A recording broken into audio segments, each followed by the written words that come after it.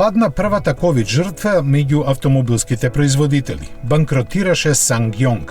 Управата на корејската компанија беше приморана на овој чекор откако не успеа да собере околу $55 милиони за да ја плати достасаната рата од кредитот, а банките одбија да ја одложат наплатата.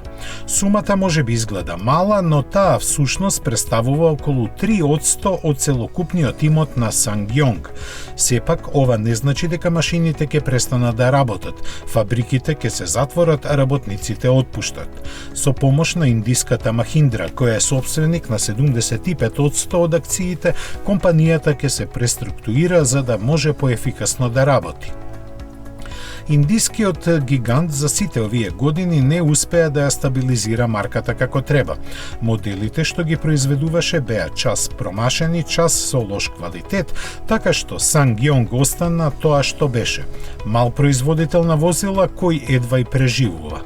Гамата сега и не е така лоша, но SsangYong никако не можеше да ја стекне довербата на купувачите, така што мора да ги продава своите возила далеку поевтино од конкурентите.